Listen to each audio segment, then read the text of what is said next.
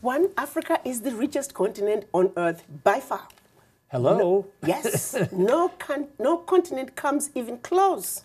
One. Two, we are all Africans because life began in Africa. Life as we know it, I can tell you, my brother, right now, you do your DNA testing, I can tell you a good 50% of you is African.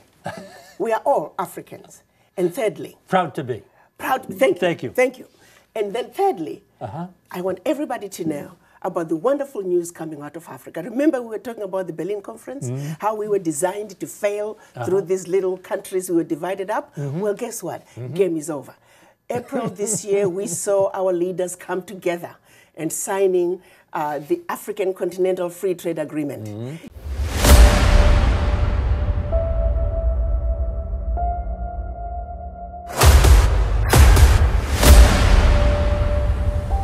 This is the journey to one Africa. Madam Ambassador, so good to sit with you today. Thank you for having me. We'll talk about Africa. When you look at Africa today, what do you see? I see an amazing continent. A continent that is endowed with everything and anything the world could ever need. I see a continent that is full of hope, a continent that has some of the most incredible, resilient people I've ever met. When you really honestly look at what Africa and its people have been through, most other ethnic groups would be extinct by now. But we are resilient. We are human beings who are just so committed to survive against all odds. But nonetheless, we are waking up. We're also a continent that's been sleeping. Let me say we were put to sleep. We were awake, and then we were put to sleep. Now it's time that we wake up back to our greatness again. What is the damage that has been sustained because of colonial rule and apartheid?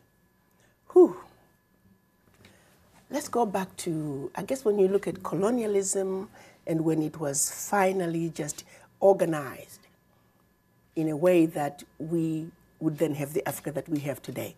For Africa, I'll take it back to the Berlin Conference. That was held from November of 1884 to February of 1885. As you know, most people don't realize that the European nations were just haphazardly going into Africa and just stealing from the local people, and pretty soon they started stealing. The British would steal from the French, and the French would steal from the Spaniards, and pretty soon they were fighting each other. So the then Chancellor of Germany, Bismarck, in his efforts to prevent the European war on the African soil, he reached out to his sidekick, King Leopold of Belgium. And at that time, as you know, Belgium, King Leopold was wreaking havoc in the Congo. People are not aware that over 75% of the Congolese population was killed by Leopold. He actually claimed Congo was his own personal country. He owned it individually, not as Belgium. So he called Leopold and said, hey, we got a problem here. Can we come together and see if we can organize the manner in which we're going to loot from these people? So that's really how Berlin Conference was called together. So they brought all the countries that were making this mad rush into Africa so they could organize how they were looting the continent. So really, the Berlin Conference was not called for in order to make Africa better, but rather to see to it that they organize themselves so they can effectively exploit the Africans and also make sure that the continent and its people are forever defeated and dominated. Does the looting go on today? Oh, yes. The looting continues, but it has put on different clothes. Now, there's something else they did during the Berlin Conference. Because remember, after they had traveled around the continent, found some of the most powerful kingdoms with well-established educational and religious systems. I mean, the African people are just resilient. When you get to know the Africans, you understand the African spirit. And they knew that if they continued the same way they were going, they would never defeat the Africans. So they set in place a system of colonization and making the Africans believe that everything that was African was bad and everything that was European, particularly British and English, was better. So the seed of divide and conquer was also sown during the Berlin Conference. And they knew, just give it a generation or less, these people, not only are they going to be so divided, because they chopped us up into these small economies that really could never survive on their own. You take a country like Equatorial Guinea, Central African Republic, Malawi, Rwanda, Burundi, they're economies that even if they struggle and begin to do better on their own, if the master decides you're becoming too smart, they're very easy to destabilize. Wow. And that's exactly what has been going on in our Africa. So Berlin Conference, people don't realize it was designed to see to it that the Africans are forever defeated. So for those who turn around and say, but Ambassador, don't talk about the Berlin Conference, it was a long time ago. And I'll say, as long as we have a country called Malawi, a country called Zimbabwe, a country called Central African Republic, all the African countries really for that matter, Berlin Conference is alive and well. Because that which they set out to do 123, 24 years ago, it's still in place. Nothing has changed. So how can they say Berlin Conference is a thing of history, don't talk about it? No, what's really sad and what should disgust the world is to say this policy was put in place 123 years ago and it is still in place and nothing has changed. But what's really worse is when you look at what France did to the Francophone countries in 1958, when they were living, quote unquote, leaving the continent. They gave the Francophone countries two choices. You can be independent with some affiliations to France, or you can be independent with no affiliations to France. Well, Guinea and Mali said, we're done with you, France, goodbye, leave us alone. That's how we had the first ever known union of any African states. They went into those two countries, took everything that they thought they had brought to them. History tells us they even took the last cup, teaspoon, chair, and proceeded to pour concrete into the sewage pipes, completely devastating the two economies, simply because they refused to be affiliated to France. But what they, and also the Sékou Touré, then president of Guinea at that time, he looked at the pact that France was making the Francophone countries sign. It was called the Pact for the Continuation of Colonization. He refused to sign it. How many countries in Africa? Now we are sitting at 14 Francophone countries that are still held on to this pact. So in the 50-some countries in Africa altogether, were they all colonized? Yes. By different countries? Different countries. The majority of the countries went to France, yes, Britain. We have Portuguese, we have Spanish, and those are the main ones. We used the word looting before. Yes. The looting continues to this day? To this day, it continues, but it has a different name. So tell me what the name is. Well, the exploitation of Africa continues. Again, let me go back to the Pact for the Continuation of Colonization, which is the biggest one. The Francophone countries were told, because we brought you the idea that you can sit at a table and eat with a fork and knife, we brought you tea, we built some roads and told you about going to school, we're going to call that colonial debt. So there's a fee for that, and you need to pay for it. They were also told that you must speak French as your official language, and it must be your language of instruction in schools, and we will be the one to design your educational system. And then also, your money.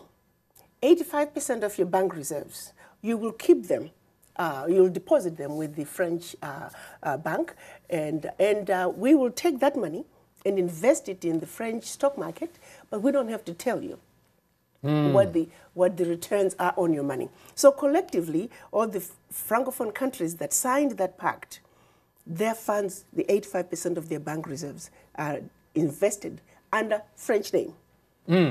Got to hold that because we're getting behind on a little break. We are talking with the ambassador who represents the African Union here in the United States. And Her Excellency is giving us an amazing look inside Africa back then and today. Sit tight. This is America and the world. Madam Ambassador, about 50 countries, a little bit more, 50 countries? 55. 55. Population of Africa? 1.27 billion. 1.27 billion people. Give me a couple of success stories. Success stories, we are having increased rates of literacy. We have many African countries that are increasing their GDPs. 6 of the top 10 fastest growing economies in the world are in Africa.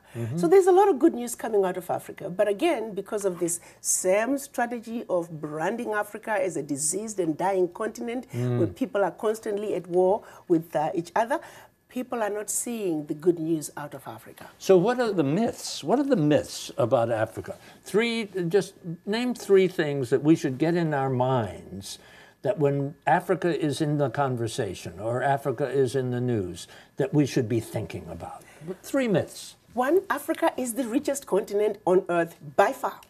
Hello? Yes, no continent comes even close. 1. 2, we are all Africans because life began in Africa. Life as we know it, I can tell you, my brother, right now, you do your DNA testing, I can tell you a good 50% of you is African. We are all Africans. And thirdly... Proud to be. Proud, thank you. Thank you. Thank you. And then thirdly, I want everybody to know about the wonderful news coming out of Africa. Remember we were talking about the Berlin Conference, how we were designed to fail through these little countries we were divided up? Well, guess what? Game is over. April this year, we saw our leaders come together and signing the African Continental Free Trade Agreement. Yes. Yes, so we have 50 countries that have already signed, and we're going through the process of ratifications. We only need 22 of the 50 to ratify. Already we have 10 ratifications deposited with the African Union. So free trade agreement in Africa. In Africa. For African countries. We're going to negotiate as one bloc. We have made a commitment as Africans that the only way we can survive, which is what our Pan-African fathers wanted, to speak with one voice, one continent, one voice. And we're finally getting there. We're finally beginning to bury the Berlin Conference. Okay, African Union. What is it? What is it all about? African Union. Remember when our Pan-African leaders met in 1964 and created OAU? It was during that wonderful Organization of African Unity. That's when Kwame Nkrumah proclaimed Africa was for the Africans and African Union now. 55 years later, we are yet to attain that perfect African Union. But that's okay. We are getting there. He also proclaimed you were not African because you were born in Africa, but rather you were African because Africa is born in you. Now, this is the most beautiful part. Yes. Nice. As I've lived in this country, I've met many people who may never have been born in Africa or never have even set foot in Africa, but they have Africa born in them. So I see a lot of brothers and sisters who may not look like me, but they're definitely Africans. Since 1964, after the creation of the OAU, the whole purpose of the OAU was to rebuild the Africa and destroy the boundaries that were imposed upon us during the Berlin Conference. It's been difficult because remember that seed of divide and conquer, it's deep among us. Trying to get us to work together, we are so divided among tribal lines, religious lines, even now racial lines and national lines. So we are very divided people. But getting us to realize that we are suffering from the legacy of colonialism is work in progress. We must keep preaching. People must have a serious conversation with the image in the mirror because the healing starts here. How about your job, your mission? My mission, I have sent here by the 55 African heads of states and my chairman, Musa Faki Mahamat, 2 major mandates: to promote Africa in the Americas and also to strengthen the bridges between Africa and the Americas and to bring the children of the diaspora back home. There are challenges, of course. Yes, there are. Poverty still. Yes, Conflict, literacy, but education moving along. Health. You're a physician. Serious. You're a physician. That is a serious problem. People are not aware. If all the continental African doctors were to return home today, we're only going to meet about 20% of the need. Africa needs at least 1.2 million doctors today. So as you can imagine, no amount of money put into healthcare in sub-Saharan Africa is going to deliver the desired results because the capacity is simply not there. There are more African doctors, Ghanaian African doctors, in New York City alone than in the whole country. The same is true with Nigeria and many other countries. The same is true with education and all other sectors. The capacity that Africa needs to take its rightful place on the world stage is in the diaspora. And this is because of the brain drain. Brain drain. And the brain drain goes back to starting with the ones that came across the Atlantic in shackles, followed by the ones who came across the Atlantic in search of greener pastures. The result is the only ingredient that is missing for Africa to move forward are its children. So that is why the African heads of states and the African Union Commission are committed to see to it that we repatriate, we reverse the brain drain. This is a heavy-duty sentence that I've picked up in some of your interviews, past interviews. It's not easy being a black person on Earth. It is not. Can you talk about that, please? In my own humble opinion, I like to say the most endangered species on Earth is the black man, followed by the black woman right above them. It doesn't matter. You just have to be. You simply just have to be. I can tell you one experience I had not even long ago. My daughter got married, and it was in Maine. And after the wedding, the wedding party wanted to go to a nightclub. Now, the only black people were my son, my daughter, and another guest, another young black girl. Anyway, and the rest, she married a white guy, so the wedding party was his friends from high school and college. Well, the young kids were already drunk. So when they were trying to get into the nightclub, there were about 15 of them. And the police were called. But my daughter heard them say, and my son is very tall. And so there's a tall black guy and a young lady in a pink dress. They were the only two black people. And when the police came, they wanted to talk to those two. But the question is, they're all here. So fortunately, one of the bridesmaid, she's a newly graduated Harvard lawyer. And she walked right up to the police and said, I want you to know I'm a Harvard lawyer. I have you. I'm recording you. Go right ahead. So the police completely changed their demeanor. Sure. But what was called in were the two black people. Sure. They were not even drunk. It's the rest of the party that was drunk.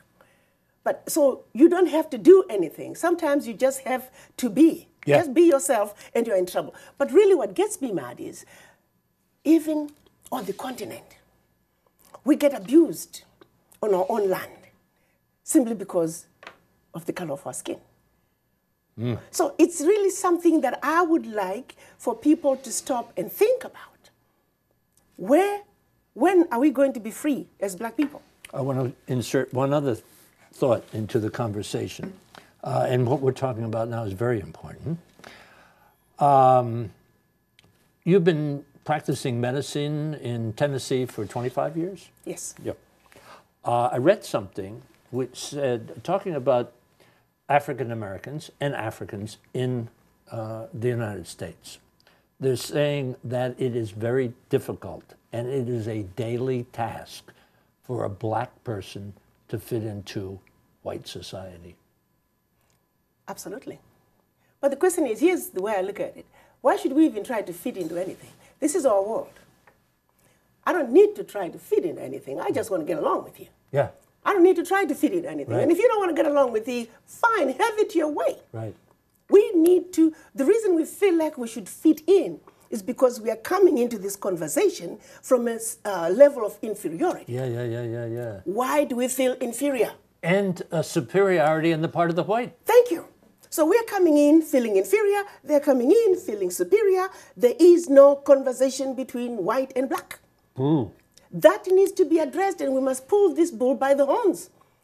As black people, we need to move up and realize that we're just as good as anybody else, and the white people need to get off their high horses and come down.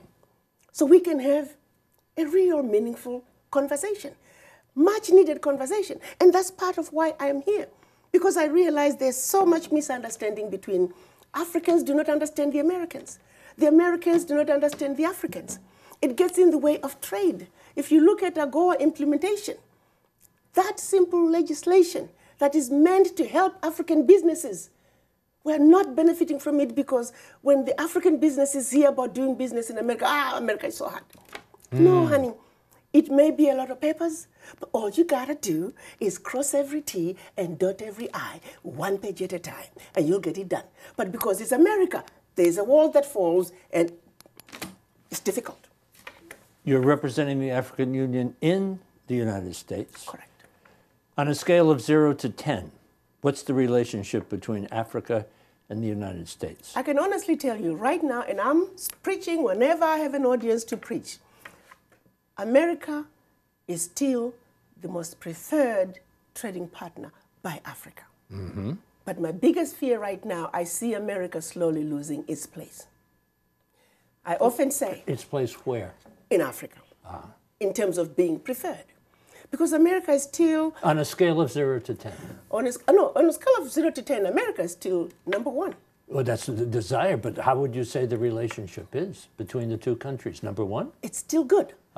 That's what I'm saying. So caution is to say, America, in order for you to maintain your position, this game is a new game.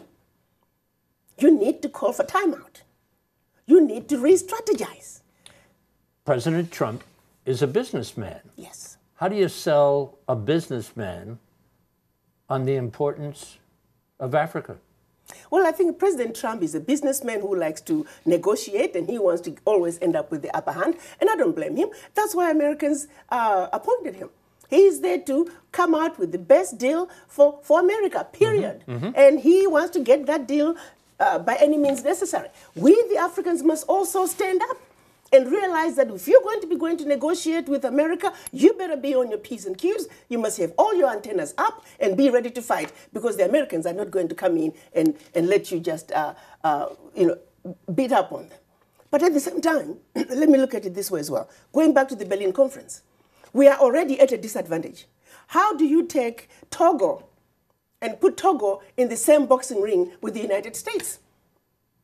You're taking a heavyweight fighter and putting them in the same ring with not even a lightweight fighter, but a wannabe boxer. This is the position that African countries are finding themselves in. They are not heavyweights. These are little boys who are constantly being put in the same heavyweight boxing ring with the big boys. Now, when we come together as a continent, as Africa, we are a heavyweight. We belong in the same boxing ring with the United States, with China, with India, with Europe. Rightful place? Going for the rightful place. Rightful place, because right now we vacated that place and others have been taking that place. Game is up. Africa must take its rightful place as one continent, one heart, one voice.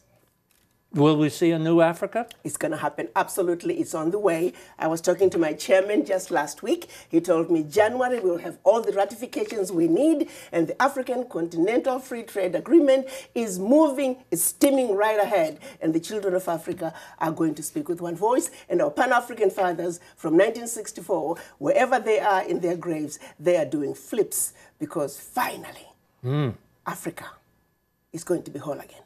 So you have hope? Very much so. That's all we got. What are we missing? The understanding and appreciation of Africa and its people. What's the biggest lesson you've learned in your life?